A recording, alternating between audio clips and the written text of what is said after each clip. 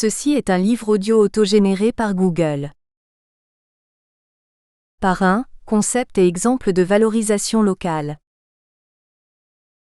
Territoire, terroir, paysage et patrimoine, regard croisé de la géographie et de la sociologie.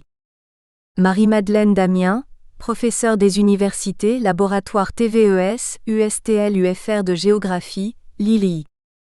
Christian Dorvillet, maître de conférences, FFSEP UFR STAPS, Lille 2.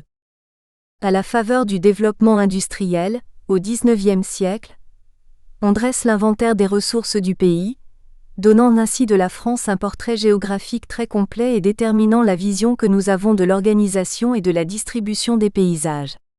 À sa naissance, la géographie est l'héritière de cette histoire imprégnée de romantisme qui engendre parallèlement la notion de patrimoine. Comme l'écrit Perron Caiolo, Science et conscience du patrimoine, 1997, la géographie semble prise entre deux logiques. Elle est avant tout une science de l'actuel et à ce titre, elle s'intéresse au rapport de l'homme et de la terre au moment présent, mais par ses méthodes, elle est aussi une science du commencement. Ceci conduit le géographe à s'interroger sur les causalités, les mouvements historiques relatifs à l'homme et au paysage qu'il habite et qu'il valorise.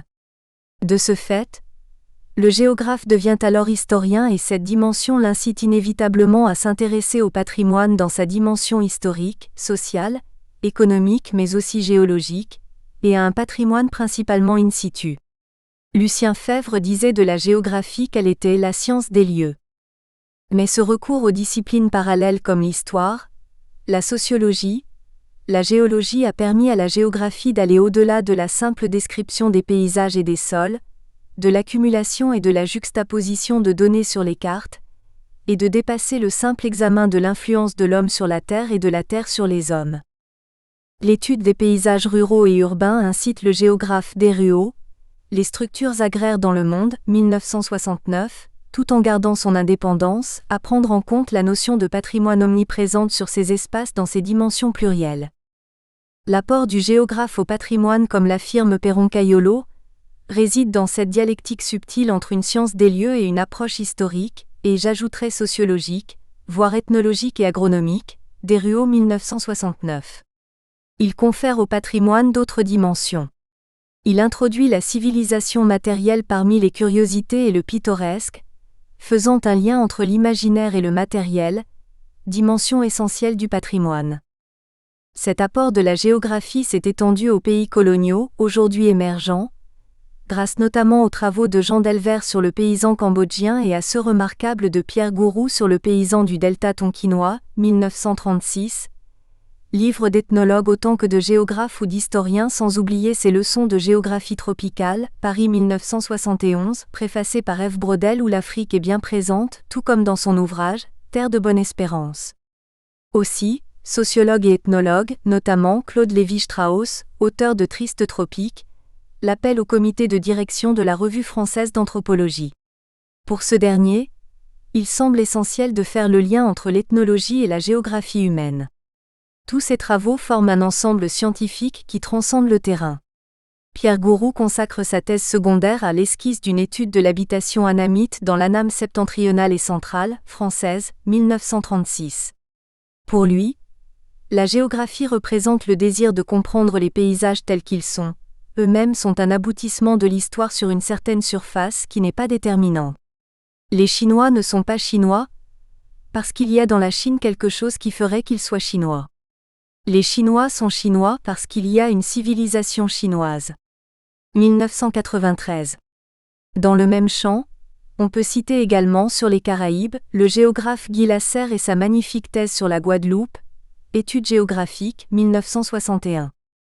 L'appréhension géographique globale des biens, c'est-à-dire du site remarquable ou du bâti, monuments, usines, moulins, maisons, des savoir-vivre et savoir-faire humains, dans le paysage, dans leur milieu ou dans leur contexte, constitue un apport considérable pour l'identification, la compréhension et la valorisation de tout patrimoine. Elle confère au patrimoine non seulement un nouvel enjeu, mais elle fait de lui un atout pour le développement local puisqu'elle le territorialise, et de ce fait favorise à terme sa patrimonialisation, c'est-à-dire sa réappropriation si le bien n'était plus ou moins en déshérence par la population locale et ou sa réaffectation à son usage primitif ou à un nouvel usage, donc sa transmission aux générations futures. Mais les particularismes de ces biens, matériels ou immatériels, et lieux ne sont-ils pas à la base des identités paysagères définies plus ou moins subjectivement au sein des espaces variés que possède la France, chacune pouvant constituer à elle seule un ou plusieurs territoires, en fonction de son échelle et de la topographie des lieux, comme nous l'observerons à plusieurs reprises. La notion de territoire reste une notion pour le moins polysémique en sciences sociales. La généralisation de l'emploi du terme montre que le territoire est devenu une notion stratégique pour l'action publique et un objet d'interrogation pour les chercheurs. Depuis les travaux des éthologues, le territoire a, si l'on peut dire, investi le champ de sciences telles que l'anthropologie, la sociologie, l'économie, à travers des études relatives à la territorialité, c'est-à-dire l'identification de groupes humains particuliers ou marginaux à un territoire. L'intérêt des géographes français fut en revanche plus tardif bien que ce concept se trouvât au cœur des travaux de Pierre Gouroux. Dans le dictionnaire de la géographie de Pierre Georges, publié en 1970, le terme n'apparaît que sous les rubriques « aménagement » et « organisation de l'espace ». Il est vrai que les géographes disposaient déjà de la notion de milieu et de celle de lieu. Nous pouvons déjà repérer 3 types de territoires: les territoires politiques, circonscriptions électorales, les territoires administratifs, communes, départements, les territoires économiques, bassins d'emploi, zones d'embauche. Mais ici, par territoire, nous entendons plutôt territoire de vie, vécu par tout un chacun, auquel on s'identifie, lieu d'identité, de mémoire, de projet. Ce territoire comporte une certaine idée, l'appropriation. Un territoire est une portion d'espace que les hommes s'approprient par la force, sinon à travers leurs activités et leur imaginaire. Il acquiert ainsi au fil du temps une personnalité, qui le différencie des autres. Selon la jolie formule de Roger Brunet, il est à l'espace ce que la conscience est à la classe. En référence à différentes recherches d'Iméo 1998, Corneloup 2004, Mao 2004, il est possible d'entrevoir le territoire comme étant un espace social plus ou moins formel et structuré, prestataires privés, réseaux associatifs, où interagissent des acteurs, politiques, prestataires, pratiquants, médias, polysémiques et porteurs d'idées, d'appropriation, d'appartenance ou au minimum d'usage. Brunet 2001, page 17. Le territoire est reconnu comme lieu d'identité culturelle et d'initiative, comme vecteur potentiel de développement. C'est cette notion de territoire que développe J.P. Augustin dans l'article « Le territoire, une notion centrale pour comprendre la dynamique des pratiques sportives de nature » 2007, quand il précise que le territoire est une réalité construite et reconstruite en fonction des conjonctures historiques, il reçoit son sens des processus sociaux qui s'expriment à travers lui, page 302. Pour rester simple, on peut distinguer l'espace au sens large et le territoire. L'espace a besoin d'un qualificatif pour être précisé. Il est un support possible de la vie et des activités. On parle alors de l'espace urbain, rural ou des systèmes plus complexes comme l'espace social, l'espace vécu et on arrive ainsi à la promotion du territoire. Le territoire est un espace géographique, mais il se définit surtout par sa population, ses institutions, ses capacités à se présenter aux individus qui le composent et aux autres. Bémichon et Téteret, Pratiques sportives et identité locale 2004, définissent le territoire comme un espace géographique à propos duquel un groupe humain développe des sentiments d'appartenance et d'appropriation. Le territoire perd sa définition spatiale pour devenir un concept de maillage, et sur un même espace géographique se croisent ainsi plusieurs types de territoires qui répondent à des rationalités différentes, et qui se construisent selon des dynamiques distinctes. Cela étant, il est évolutif. La notion d'espace géographique apparaît donc comme une matrice pour les territoires. La décentralisation, loi de 1982 et celles qui l'ont suivie, n'a pas créé les territoires. Elle n'a pas bousculé les principes de 1789 pour l'organisation du territoire de la nation, création des communes sur la base des paroisses et des départements. Elle a rajouté des niveaux, mais elle a surtout enclenché une dynamique favorisant l'autonomie des acteurs territoriaux en légitimant les solidarités et les projets territoriaux. La décentralisation aura été un déclencheur.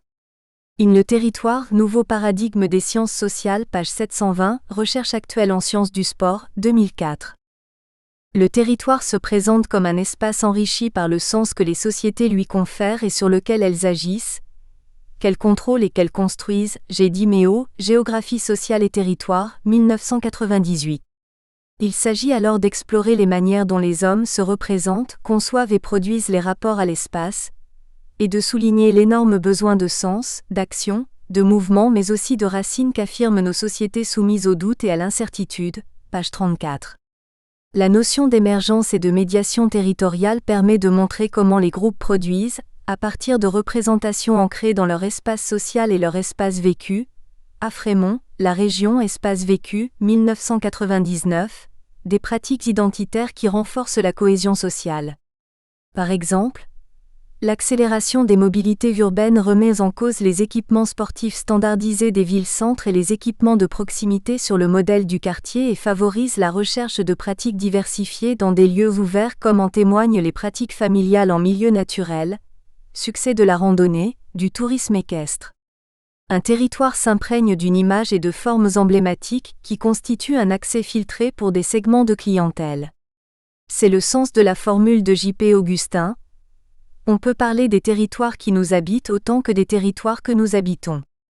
La multiplicité actuelle des échelles territoriales, intercommunalité, pays, peut se décliner à travers la notion de multiterritorialité, J.P. Augustin 2004, qui questionne les politiques d'aménagement. M. Garcia et W. Geniet dans leur ouvrage « L'invention du pays Qatar. Essai sur la constitution d'un territoire imaginé », L'Harmattan 2005, montre la création d'un territoire imaginé au cours des années 1980, dans le cadre d'une stratégie de développement socio-économique du département de l'Aude. Le pays Qatar, qui n'a d'autre racine historique que la présence des Qatars au Moyen Âge, est devenu une entité territoriale dans le seul but d'encourager une dynamique régionale et locale ? Cette histoire des Qatars a servi de support à la création d'un territoire imaginé, le pays Qatar, utilisant le cadre d'aménagement et de développement des pays prôné par la Datar sous la pression ou à la demande de l'Union européenne. Ce processus d'invention territoriale, cette identité servant de ressource symbolique majeure, fait fi de la réalité historique. Pour ne donner qu'un exemple, les monuments que l'on présente aux touristes comme des châteaux Qatar sont des citadelles dont la construction est postérieure au mouvement Qatar. Il ne faut donc pas négliger les facteurs immatériels qui contribuent à la définition et à la qualité du territoire, dimension idéale, référent symbolique, image porteuse de sens et de valeurs qui confèrent au lieu une attractivité particulière. Cette perspective théorique, le processus de conversion de l'espace en territoire, suscite dès lors réflexion sur le pilotage, la gouvernance du territoire. Accord, compromis, entre les différents acteurs qui sont à l'œuvre dans l'ancrage territorial et son devenir.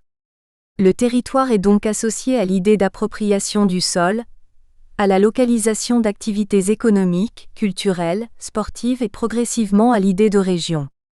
Mais depuis l'explosion d'Internet, la toile est perçue comme un immense défi au territoire au point que certains chercheurs ont prédit leur fin. La notion de réseau, fondée sur l'horizontalité des relations, jeux d'acteurs, échanges etc., peut remettre en cause les frontières matérielles et dynamiter le modèle de territoire figé. Un monde en réseau contrarie certainement l'existence de territoires.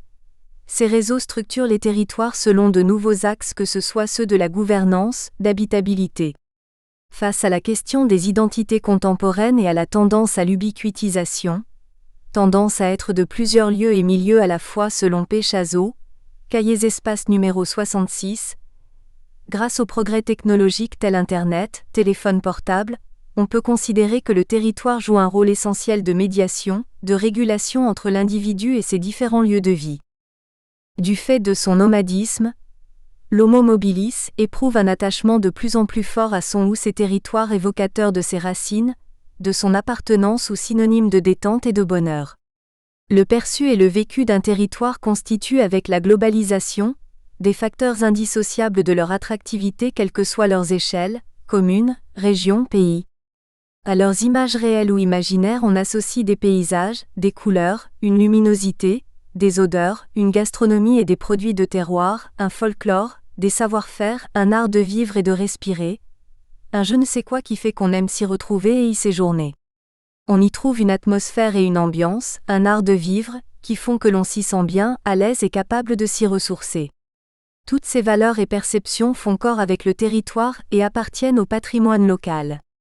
C'est cette trilogie, qualifiée par les anglo-saxons de loré, auquel ils associent landscape et leisure, qui conquiert le visiteur ou le touriste et qui suscite aussi la réappropriation du territoire par ses habitants. Ceci constitue le patrimoine au sens large du lieu, et c'est de plus en plus ce patrimoine global embrassant paysages et activités que l'on souhaite transmettre aux générations futures, et non, cette église classée isolée, qui, sans sa place et les bâtis qui l'entourent, ne représente plus rien dans l'imaginaire de chacun. On est alors loin de la définition du patrimoine au sens XIXe siècle du terme. Ce patrimoine ne s'assimile nullement à l'inventaire des monuments de la France établi à l'initiative de Mérimée. Il s'agit d'un patrimoine pluriel. D'à côté, des beffrois inscrits sur la liste du patrimoine mondial, le concept s'étend aux Galles de Gauchin, aux carrières de Marquise, aux grands monuments mais aussi aux paysages socioculturels évolutifs tels les paysages miniers pris dans leur globalité, comme on peut les découvrir du mémorial de Vimy. Terril, site industriel, habitat, tracé du front en 1917 observé dans les champs labourés de la plaine de Los en Goële, affleurement du calcaire épousant l'ex-ligne Siegfried. Paysage en voie de banalisation pour ces derniers, car on peut se poser la question, avec la tertiarisation de l'économie, entrepôts logistiques et zones commerciales stéréotypées, de leur devenir. Demain, ils peuvent perdre leur âme pour être empreints d'une modernité à l'origine de nouveaux lieux de sociabilité, cafétérias, centres commerciaux standardisés qui ne se démarquent que par la plus ou moins grande convivialité de leur accueil. Le patrimoine est diversité et reflet des multiples pays qui font la pluralité, mais aussi l'identité et la richesse de la France et de nos régions. Ce patrimoine divers et vivant doit être capable de susciter l'intérêt, de générer de l'animation et de l'activité pour se régénérer lui-même afin de se léguer aux générations futures. L'important n'est donc pas qu'il soit inventorié, même si, nous le verrons, c'est souvent une étape nécessaire, mais qu'il soit accent aigu approprié, patrimonialisé et territorialisé. Car l'attachement qu'on éprouve pour un lieu réside dans son identité qui résulte de l'association de l'image que l'on se fait du territoire, de ses unités paysagères, de son patrimoine, de sa culture, de ses habitants et de leur manière de vivre et d'accueillir. Parmi ces facteurs, les unités paysagères jouent un rôle majeur par leur variété et leur échelle mesurée car façonnées par l'homme au fil des siècles, l'idéal d'harmonie entre les hommes eux-mêmes, la nature et les hommes, Y. Lugingrul 2001 qu'elle suggère forgée par la culture. C'est à elle que se rattache l'immatériel, tels cieux, récits, batailles, légendes, contes, personnalités, films, frontières oubliées, et que la toponymie du lieu, pelouse des fées, gouffre des elfes, le puits de l'enfer, vient aussi nourrir. Ceci est vrai de la Flandre maritime, de la Provence comme du Val-de-Loire, de tous les territoires. Ce sont leurs paysages que l'homme s'approprie à sa façon. C'est là l'apport majeur de la géographie au patrimoine associé à des valeurs qui appartiennent au social, à l'écologie et à l'esthétique. C'est cet apport qui va faire évoluer sans nul doute dans les années 60 la notion de sauvegarde du patrimoine. À cette époque, on commence à s'interroger alors sur la fameuse règle du rayon de protection, relatif aux monuments et sites inscrits ou classés. De cette réflexion et de la pression de l'automobile sur la ville, du risque d'une nouvelle éventration urbaine à l'haussmannienne, vont naître l'idée de Malraux de créer le secteur sauvegardé, loi du 4 août 1962, puis le désir de l'UNESCO d'inscrire sur la liste du patrimoine mondial les paysages exceptionnels. Parmi les premiers sites inscrits sur cette liste figurent en 1982, les Alpes de M. von Lin, la Laponie 1986. Pour leur patrimoine naturel et culturel, c'est cette même préoccupation qui conduit à la création en France des ZPPAU dont l'une des premières fut celle de la Beuvrière, Pas-de-Calais, visant à protéger un ensemble remarquable d'architecture flamande espagnole abandonné à lui-même pour partie, Grange de la Ferme de la Prévôté. Puis suivent l'initiative bretonne du label Petite Cité de Caractère en 1977 et la création du label Ville d'Art et d'Histoire, 1985. Ceci favorise la transformation de la ZPPAU en ZPPAUP et sa vulgarisation. Établie en zone urbaine comme rurale, elle facilite la protection, la sauvegarde et la mise en valeur d'un patrimoine très diversifié. Leur mise en place traduisent la volonté des collectivités territoriales d'en faire un atout pour leur développement local, même si les élus y recourent encore en 2010 avec beaucoup d'hésitation, jugeant la démarche trop lourde. Mais c'est pourtant ce courant et cette lecture du paysage qui favorisent la prise en compte du patrimoine vernaculaire, de l'habitat d'abord, des savoir-faire visibles à travers les aménagements agraires et urbains, des savoir-être et vivre, des techniques de mise en culture sans oublier les mémoires collectives et les souvenirs. Car le paysage, autre concept polysémique, se charge de sens au fil du temps comme le montre l'histoire du paysage français, Pitt 2003, il est patrimoine par essence. La Convention européenne du paysage, Florence 2000, stipule que le paysage désigne une partie de territoire perçu par les populations dont le caractère résulte de l'action des facteurs naturels et ou humains et de leurs interrelations, et reconnaît son appropriation locale. Les géographes actuels s'accordent pour le définir comme un agencement matériel d'espace naturel et social appréhendé visuellement de manière horizontale ou oblique par un observateur. Tissier-Inlevy et Lusso 2003. Que l'on mette l'accent soit sur la perception collective par les populations, dimension politique, médiatique, économique, ou sur le vécu individuel, sur le ressenti, dimension esthétique. Le paysage n'est pas une notion qui s'accommode de la contemplation passive, Tissier 2003. Le paysage est à la fois un état matériel et une construction mentale. Christian Glösti, une libre regard d'un géomorphologue sur le paysage 2008. La complexité du paysage résulte d'un état matériel fruit de multiples processus, et d'une construction mentale perçue en fonction des grilles de lecture de l'observateur. L'auteur du plan relief d'Arras n'observait pas la ville et l'Arageois comme le touriste d'aujourd'hui. Leurs préoccupations et leurs perceptions diffèrent. Ils n'ont pas les mêmes besoins, les mêmes attentes même si tous partagent un vif intérêt pour ce patrimoine urbain. Il en est de même de la vision du Mont Blanc vue par le peintre Konrad Witz, La pêche miraculeuse, 1444. Première représentation du Mont Blanc, Joutard 1986, et de notre vision contemporaine, le paysage passe du statut de décor de toile de fond au statut de scène centrale. Depuis la fin du XIXe siècle, l'essor du tourisme, de l'alpinisme, du ski, de l'urbanisation et de l'aménagement du territoire a fait que le Mont Blanc a perdu son statut de montagne interdite, Joutard 1986, pour devenir un lieu de référence quasi mythique et un nom de pays relié au monde entier par le lien Internet. http://www.pays-mont-blanc.com. Le territoire est paysage mais paysage évolutif aux facettes culturelles multiples, des patrimoines en eux-mêmes, au sens noble du terme tel que les consacre l'UNESCO dans sa convention de 2002 et par l'inscription d'un ensemble de grands sites et paysages à travers le monde. Falaises de Bandiagara en Pays d'Ogon, baie de Somme, Val-de-Loire, la Seine à Paris, et demain peut-être le bassin minier du Nord-Pas-de-Calais, le site des Caps.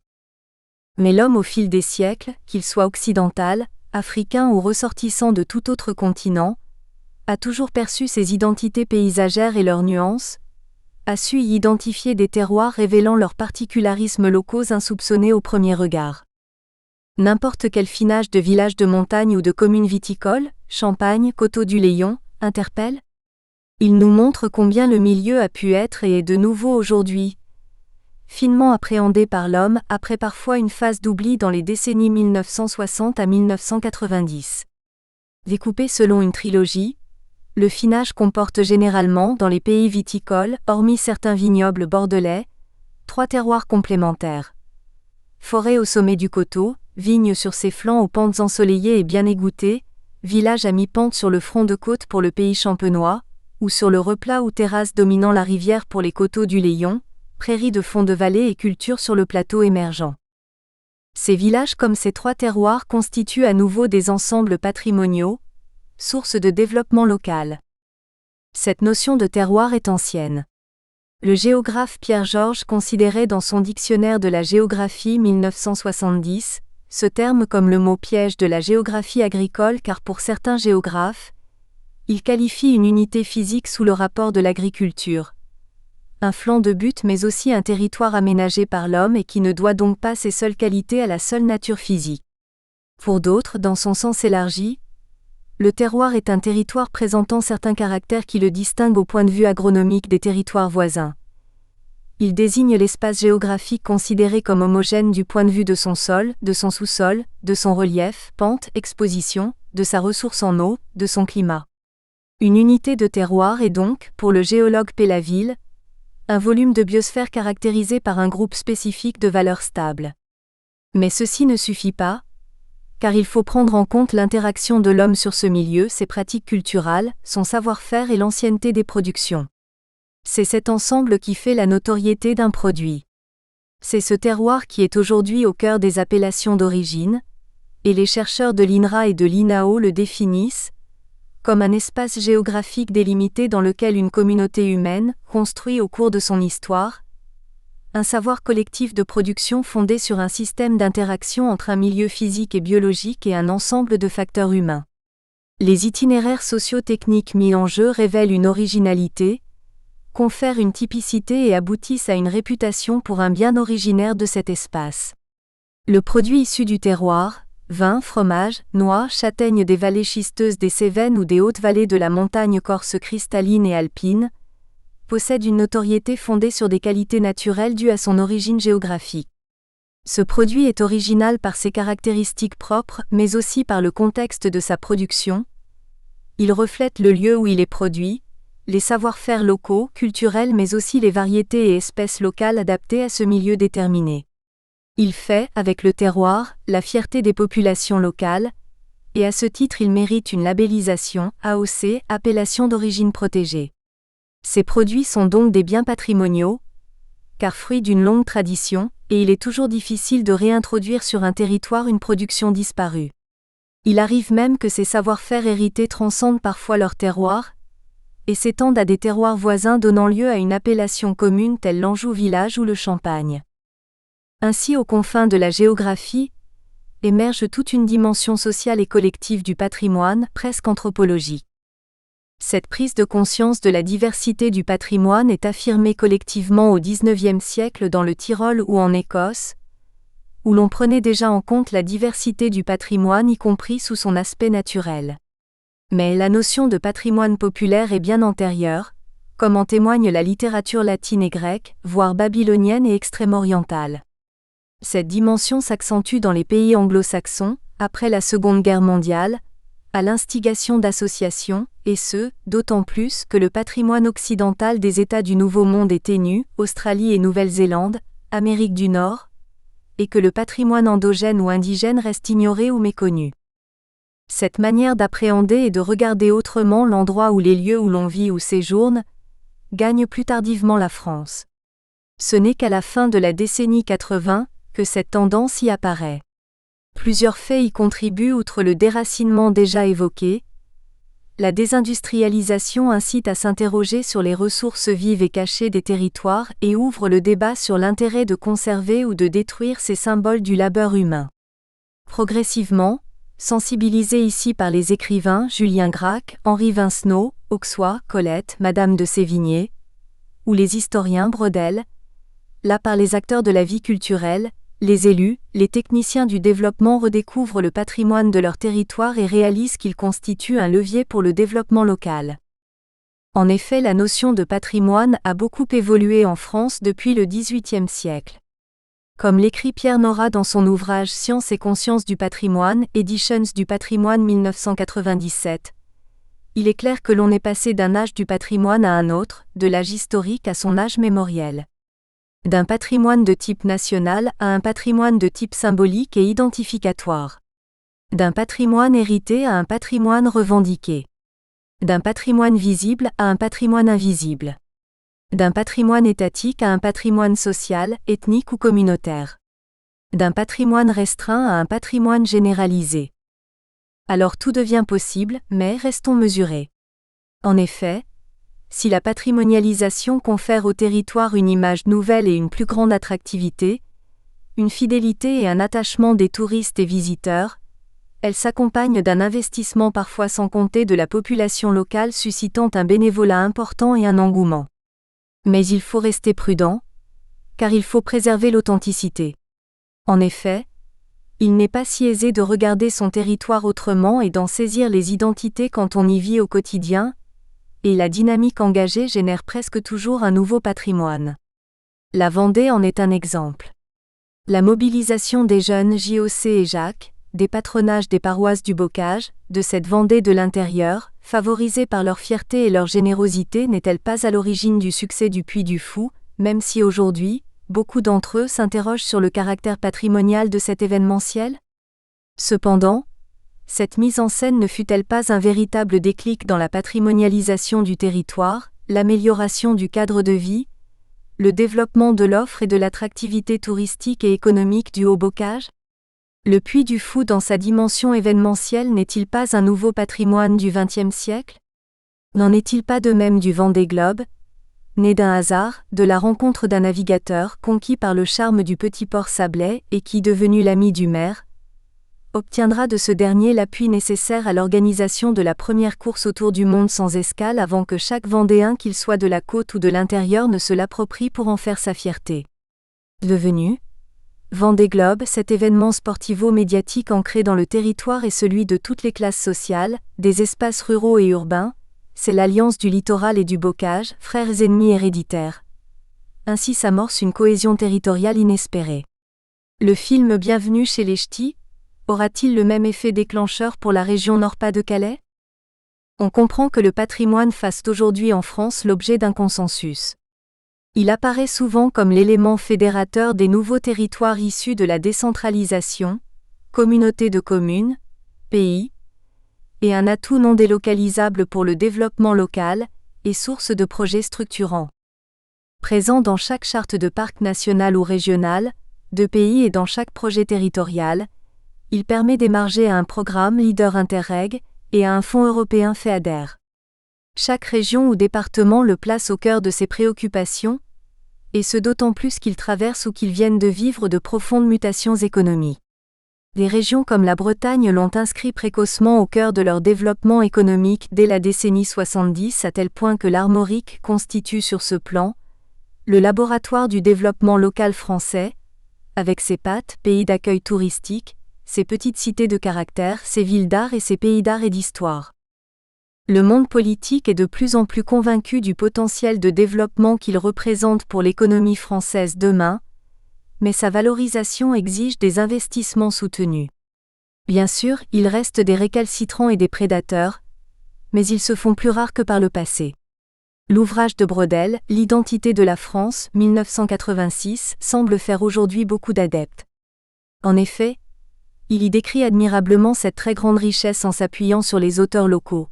Chaque village, chaque vallée, a fortiori chaque pays, ces petites unités locales, pays de Caux, pays de Bray dont le nom dérive du pagus gaulois, chaque ville, chaque région, chaque province ont leurs originalités nettes.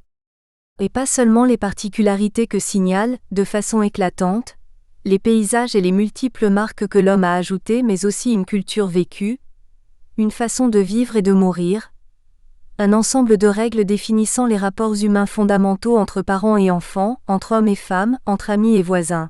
Michel Belote, 1973, La région de Bar-sur-Seine, l'identité de la France.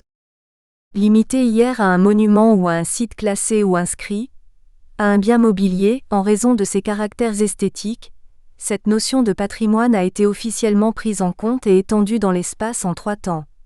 Création du secteur sauvegardé, 1962, de L', inventaire, 1964, de la ZPPAU, 1983, puis de la ZPPAUP, 1991, sans oublier pour les campagnes, le rapport Chiva, 1994.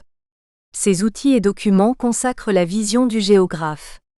Ils intègrent tout paysage urbain ou rural, mode de vie, d'habiter et d'être, événements, folklore, contes, légendes, langues qui les animent, leur âme sans oublier la modernité, ce patrimoine en gestation. Isaac Chiva préconise une politique pour le patrimoine culturel rural, qui a pour objet de préserver en bon état les paysages ruraux auxquels on reconnaît, à juste titre beauté et pittoresque, obtenus grâce aux moyens d'aménagement mis au point par les sociétés rurales, que la révolution technique, productiviste et contemporaine conduit à considérer comme dépassées, voire inutiles. Cet ensemble de biens immobiliers et paysagers façonnés par les sociétés d'agriculteurs et d'éleveurs grâce à des techniques qui en sont indissociables, est un des enjeux de toute politique de sauvegarde du patrimoine culturel rural.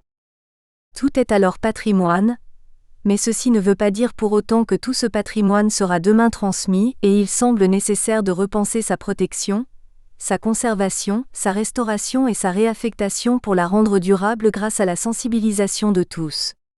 Le patrimoine doit devenir un lien social intergénérationnel. La patrimonialisation réussie et participative, elle implique le citoyen qui se réapproprie alors son patrimoine. L'opération de restauration et de réaffectation du château de Sedan peut, malgré ses limites, être considérée comme exemplaire, les habitants en étant pour partie les propres actionnaires. A contrario, une action telle les Maisons Folies, Lille 2004, illustre les limites des projets de valorisation patrimoniale à connotation culturelle surimposée. Les habitants du quartier du Fort de Mons fréquentent fort peu le fort, même à l'occasion d'événements exceptionnels. Il reste pour eux un repère dans le paysage, mais il n'est nullement le cœur culturel du quartier. Les réflexions menées à travers la première partie de cet ouvrage sur différents territoires corroborent cette nécessité d'appropriation par les locaux. Donc, si le concept de patrimoine et la pratique du patrimoine se sont élargis ces dernières décennies comme le souligne Patrice Béguin dans Le patrimoine, culture et lien social, 1998, et se sont affranchis de la tutelle exclusive des critères esthétiques, sonnant le recul, la monumentalisation, il faut maintenant être en mesure de considérer l'articulation nouvelle entre le concept de patrimoine et la notion de territoire, qui place la démarche patrimoniale au cœur des enjeux collectifs. Certes, l'évolution des réglementations et de la législation favorise son intégration, et le Code de l'urbanisme rappelle depuis 1993 que le territoire français est le patrimoine commun de la nation. Cependant, cette évolution rapide fait que, et nous le verrons dans la deuxième partie, les outils de sa patrimonialisation restent à parfaire d'autant que leur mise en place s'accompagne d'hésitations. La suppression de l'avis conforme des architectes des bâtiments de France dans les ZPPAUP, zone de protection du patrimoine architectural et paysager, nous interpelle en ce sens, alors que les associations de sauvegarde du patrimoine s'opposaient vigoureusement à cette remise en cause. Malgré des avancées, il reste beaucoup à faire dans ce domaine vu l'ampleur de la tâche face au risque de voir disparaître rapidement des ensembles patrimoniaux remarquables industriels ou ruraux par la banalisation des paysages. Le patrimoine est loin d'être encore considéré par toutes les collectivités comme un enjeu pour leur développement et le bien-être social de leur population. Il reste un travail de sensibilisation important à effectuer. Il doit être l'œuvre d'équipes pluridisciplinaires où le géographe comme le sociologue ont leur place, et ce, quel que soit le type de patrimoine, qui laisse agissent du cross-golf pratiqué autrefois en Avesnois et redécouvert pour des raisons de développement durable par les Australiens et les Néo-Zélandais, ou du patrimoine rural de nos campagnes en passant par les espaces publics urbains, places, rues, car tous ces biens matériels ou immatériels sont la richesse de nos territoires. Aujourd'hui, comme l'affirme Isaac Shiva, afin d'agir et loin de répondre à une attitude passéiste ou à une illusoire quête des racines, une politique forte, complète, sérieuse de sauvegarde et de mise en valeur du patrimoine culturel rural apparaît comme une nécessité. Et ceci vaut également pour le patrimoine urbain. Bibliographie. J.P. Augustin 2004 In le territoire nouveau paradigme des sciences sociales, p. 720, recherche actuelle en sciences du sport. Bebadi, 1995, La fin des territoires, Fayard, Paris. PBEGHAIN, 1998, Le patrimoine, culture et lien social, Presse de Sciences Po 116 pages, Paris.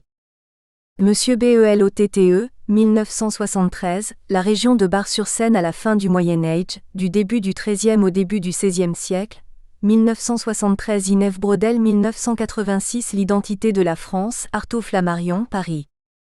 F. Brodel, 1986, L'identité de la France, Artaud Flammarion, Paris. R. Brunet, 2004, Le développement des territoires, édition de l'Aube. P. Chazot, Cahiers espace numéro 66. Isaac Shiva 1994, Rapport, Une politique pour le patrimoine culturel rural, Ministère de la Culture et de la Francophonie. RDERRUAU, 1969, Les grands types de structures agraires dans le monde, Editions Masson, Paris. Convention EUROPEENNE du paysage, Florence 2000. G. Di Meo, 1998, Géographie sociale et territoire, L'Harmattan, Paris. Lucien Febvre, 1946, Que la France se nomme diversité. À propos de quelques études jurassiennes, Annales ESC pp 271 à 274. Frémont, 1999, La région espace vécu. Monsieur Garcia et W. Genier 2005, L'invention du pays Qatar. Essai sur la constitution d'un territoire imaginé. Édition L'Harmattan, Paris. Pierre Georges, 1970, Dictionnaire de la géographie PUF, Paris. Pierre Gourou, 1936, Le paysan du delta tonkinois. Christian GLUSTI 2008. In libre regard d'un géomorphologue sur le paysage numéro 7/8e Géosciences mars 2008. Pélaville, 2008, numéro 7/8e Géosciences mars 2008. Y. Lugine-Bull, 2001, La demande sociale de paysage, Conseil national du paysage, séance inaugurale. Bémichon et Téteret, 2004, Pratiques sportives et identité locale. Tissier 2003, In Lévy et Lusso. Pierre Nora 1997, Science et conscience du patrimoine, Editions du patrimoine. Jean-Robert Pitt, 1983, Histoire du paysage français, volume 1, page 14. PRONCAYOLO in Pierre Nora 1997, Science et conscience du patrimoine, Fayard, Editions du patrimoine, Paris. Le carnaval de Bailleul, élément clé de l'identité locale. Luc Florent, docteur en géographie, maître de conférence, ESC 3. Comme la plupart des villes du nord de la France, Bailleul possède son carnaval. Il a lieu chaque année durant les 5 jours qui précèdent Mardi Gras. Il ne s'agit pas comme à Dunkerque d'une succession de bals et de chahuts sur la Grand Place, ni d'un simple défilé de personnes costumées comme à Cassel. Le carnaval de Bailleul s'apparente davantage au carnaval de la Belgique flamande. En effet, s'il y a bien un cortège de chars, les soirées sont dédiées à l'intrigue. Comme de l'autre côté de la frontière, il y a aussi l'élection d'un prince et d'une reine du carnaval, des scénettes annonçant le début du carême, une messe en costume. Il se place ainsi dans la droite ligne de la tradition catholique du Mardi Gras, ou encore de la fête des fous médiévale. On peut comme d'autres auteurs parler de fête à l'envers, dans la mesure où durant 5 jours, les codes et les hiérarchies sociales tombent.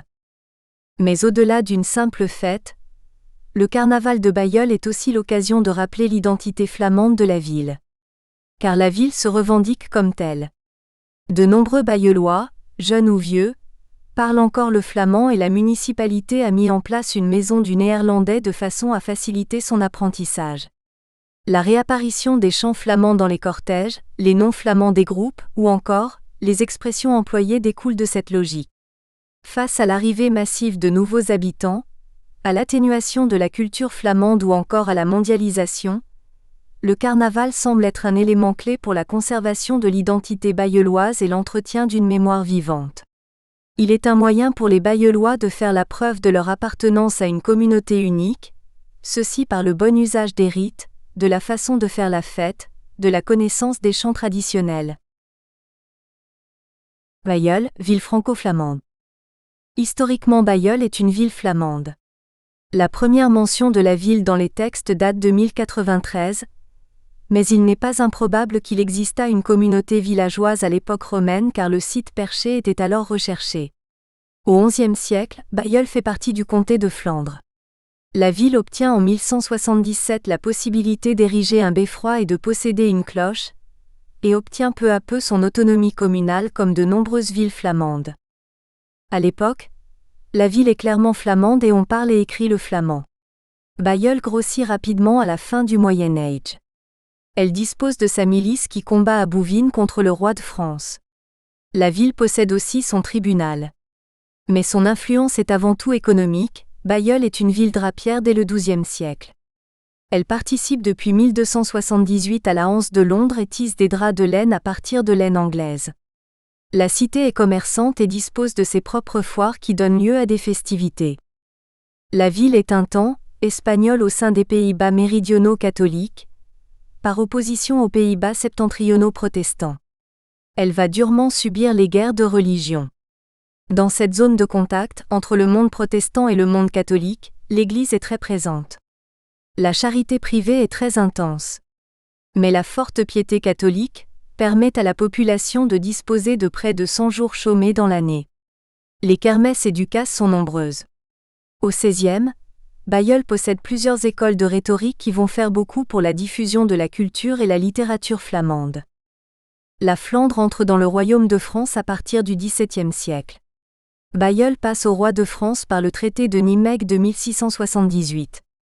Certains quittent la ville pour se réfugier dans des territoires restés flamands. L'autonomie communale est peu à peu remise en question. La milice est réorganisée, les impôts sont repris par le roi. Mais surtout, la francisation commence dans tous les domaines. Ainsi en architecture, le classicisme français vient remplacer le baroque espagnol, exemple du présidial des Flandres. Au sein des sociétés de rhétorique, on déclame désormais en français. Le flamand décline rapidement. À partir de 1800, il cesse d'être écrit.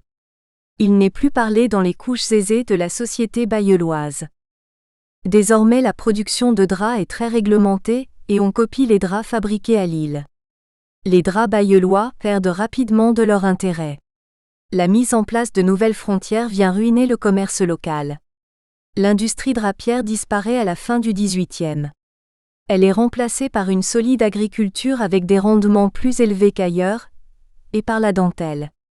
Avec le XIXe siècle, les usines apparaissent. On tisse désormais le lin et le coton. Cependant, la culture populaire reste encore profondément flamande durant tout le XIXe.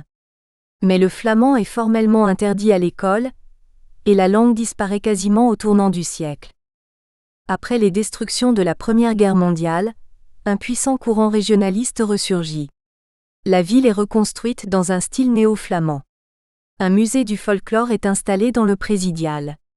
Ce renouveau de la culture flamande entamé durant l'entre-deux-guerres se poursuit aujourd'hui. L'importance de la culture flamande est encore perceptible dans le nom des rues, Peperstraat, Dievenstraat, de certains lieux-dits situés dans la campagne, Ravensberg, dans la mise en place d'une maison du néerlandais. Si la ville a longtemps été spécialisée dans le textile comme ses voisines belges, draps et dentelles, l'agroalimentaire est ensuite venu remplacer cette activité traditionnelle, laiterie. Aujourd'hui, Bailleul est surtout une commune résidentielle. La majorité des actifs travaillent en dehors de la commune, et particulièrement dans la métropole lilloise. La connexion avec l'autoroute et la présence de la gare SNCF en font un lieu de résidence très prisé pour les Lillois à la recherche d'une meilleure qualité de vie. Finalement, la ville réunit aujourd'hui des Bailleullois de souche, pour qui les traditions flamandes sont très importantes, et de nouveaux habitants moins au fait des coutumes locales et moins sensibles à ces traditions. Les Bailleullois sont fiers d'être Bailleullois. Beaucoup se revendiquent comme tels et les exilés reviennent en ville au moment du carnaval. Les jeunes qui sont obligés de partir pour leurs études reviennent s'y installer par la suite. L'attachement à la ville est viscéral.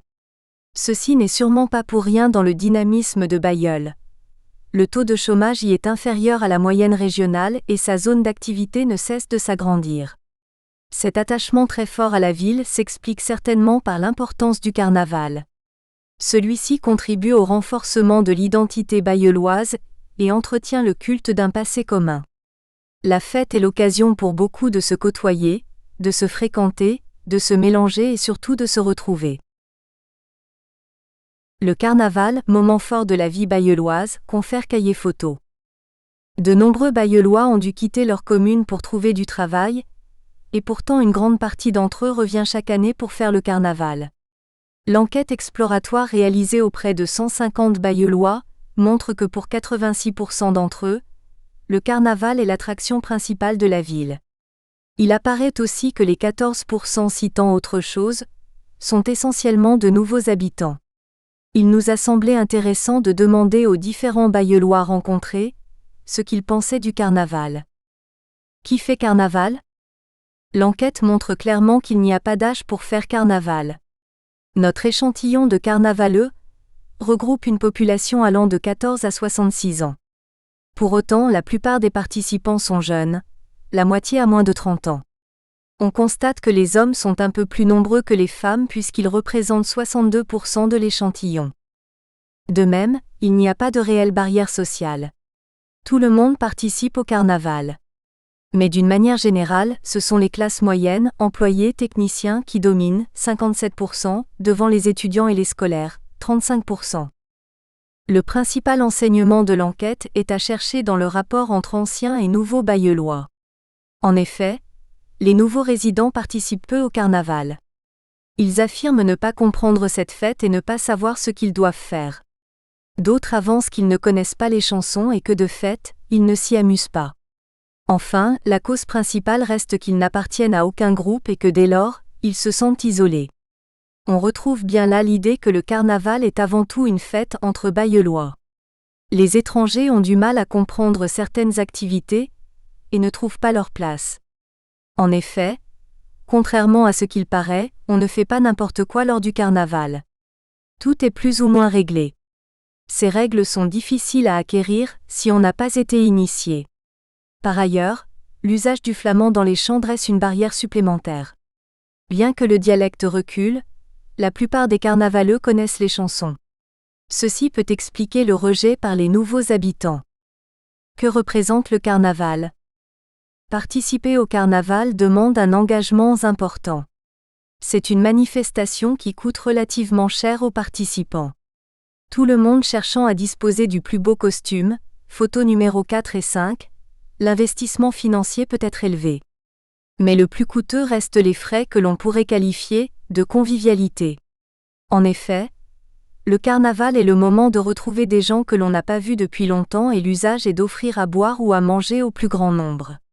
Le budget boisson peut assez facilement excéder 100 € au cours de 5 jours. Par ailleurs, la création d'un char demande du temps et de l'argent. De nombreux groupes organisent des manifestations au cours de l'année pour récolter des fonds pour financer leurs défilés, soirées loto, bals, concours de belote. Tous les carnavaleux affirment que la participation au carnaval ne doit pas être prise à la légère. Il faut s'investir financièrement et physiquement. Pour la plupart des participants, le carnaval est avant tout un moment de retrouvailles. En effet, 65% des personnes interrogées affirment appartenir à un groupe de carnavaleux. Pour eux, les festivités imposent de se retrouver au sein de son groupe et de faire l'ensemble du carnaval avec son groupe. 46% des personnes interrogées font les défilés sur un char, ou l'ont déjà fait par le passé. Si certains groupes sont issus du monde associatif local, groupe des scouts de Bailleul, groupe du handball club de Bailleul, groupe du club de gymnastique, d'autres représentent des quartiers de la ville, groupe de la rue d'Ypres, groupe de la rue Philippe Van Tighem, groupe de la Croix-Blanche. Les chars permettent donc de mettre en évidence les différences de goût, de valeur et de sensibilité des divers quartiers d'une même cité. Chaque année, le nombre de groupes ne cesse d'augmenter, preuve du succès de cette manifestation. Pour une bonne partie des personnes interrogées, 32%, le carnaval est aussi l'expression de la culture flamande de par ses chants, sa convivialité, ses valeurs festives. En effet, le carnaval de Bailleul se distingue de celui de Dunkerque par le rappel de la culture flamande. Ainsi, si les chants du carnaval dunkerquois sont très présents, il faut aussi citer des chants comme Piel Vielhuit, Trise ou encore Henrique de Coiffeur et surtout l'air du géant Gargantua Galafre qui mêle phrases flamandes et phrases françaises. Mais les traces du flamand ne se limitent pas aux chansons, on le retrouve aussi dans le nom des groupes. Il faut aussi insister sur le fait que le déroulement du carnaval de Bailleul nous permet de le rapprocher davantage des carnavals flamands plutôt que des carnavals français. Ainsi l'opération du docteur Francisco Piccolissimo qui s'effectue le jour de Mardi Gras n'est pas sans rappeler les scénettes que l'on retrouve à Binche ou à Malmedy. L'intrigue est une pratique courante dans les carnavals belges. Cette affirmation de la culture flamande est encore plus prégnante aujourd'hui avec l'apparition d'associations cherchant à relancer les traditions flamandes, comme celle des Quatiébeilles. Elles veulent évincer les chansons et les costumes dunkerquois, qui ont eu tendance à se multiplier ces dernières années, en relançant les chansons des origines. Malgré les évolutions récentes, le carnaval persiste dans un agenda serré et précis. Le déroulement du carnaval. Le carnaval de Bailleul n'est pas aussi ancien qu'il n'y paraît. Tout démarre en fait, en 1853, lorsque la société philanthropique décide d'organiser un cortège dont les bénéfices seront versés aux personnes âgées de la commune. Depuis cette date, et en dehors des périodes de conflit, Bailleul voit chaque année passer son défilé de chars. À l'origine, il ne dure que 3 jours, dimanche, lundi et mardi gras. Mais depuis une dizaine d'années, il s'étend sur 5 jours. Mais il y a toujours 3 temps forts dans le carnaval de Bailleul. Les cortèges, l'intrigue du lundi soir et l'opération du docteur Piccolissimo. L'ouverture du carnaval. Depuis 2005, le carnaval commence officiellement le vendredi précédent Mardi Gras. À partir de 20h, peu à peu les différents groupes se regroupent au centre-ville autour de leurs chars ou dans les cafés qui bordent la Grand Place. Commence alors un défilé nocturne avec les principaux chars qui descendent de la place vers le hangar où se trouve le géant de la ville, Gargantua, photo numéro 1. L'adoption d'un géant remonte à 1855, lorsque la société philanthropique en prit la décision. On se refusa alors à représenter un personnage ayant réellement existé. On choisit de prendre Gargantua car il symbolisait assez bien l'esprit du carnaval naissant, dans la mesure où il est connu pour manger et boire beaucoup. D'abord porté par 16 hommes, le géant est depuis 1893 posé sur un char. Gargantua fut détruit lors des 2 guerres mondiales mais a toujours été reconstruit. Le défilé est l'occasion pour les groupes de présenter leurs chars jusqu'alors tenus secrets. C'est le premier moment de retrouvailles entre carnavaleux. Ils se rassemblent devant la porte du hangar, photo numéro 7, et attendent fébrilement l'ouverture en chantant l'air du géant. Une fois les portes ouvertes, commence alors un chahut digne du carnaval dunkerquois autour du géant. Contrairement à ce qui paraît, le chahut est très bien organisé, les anciens guident les plus jeunes. Il ne s'agit pas de faire n'importe quoi, et les plus excités en sont expulsés. Le tout s'accompagne de musique flamande et dunkerquoise, de bière et de gâteaux nommés couilles de Gargantua, qui ne sont ni plus ni moins que des meringues. La soirée officielle s'achève vers 22h, c'est la soirée où résonne le plus l'air du géant. Les groupes rejoignent alors les cafés du centre-ville pour continuer à chanter, danser et boire. Cette première soirée est attendue pendant 1 an. Pour la communauté, c'est le moment des retrouvailles comme chaque année au même endroit. Pour beaucoup, c'est le moment où l'on se sent bailleullois puisque n'y participent que les groupes locaux. Cette fermeture au non-bailleullois n'est-elle pas le ferment de l'identité locale ? L'accueil des groupes en mairie. Chaque année, le mardi matin, le maire reçoit dans le salon d'honneur de la mairie les groupes participant au carnaval et le docteur Piccolissimo. Après un court discours, il ouvre officiellement les festivités et offre un verre aux carnavaleux. Désormais la ville leur appartient pour la journée. La vie normale de la cité s'arrête. Les nuits vont être courtes pour beaucoup. La société philanthropique prend en charge la sécurité des participants. Ses membres sillonneront la ville, déguisés en gendarmes du XIXe siècle. Les carnavaleux sont entre eux. Les défilés de chars confèrent cahiers photos. Les groupes sont nombreux à Bailleul et leur nombre évolue chaque année. Chacun essaie de créer son char. Le succès est tel que la société philanthropique est obligée de fixer une limite.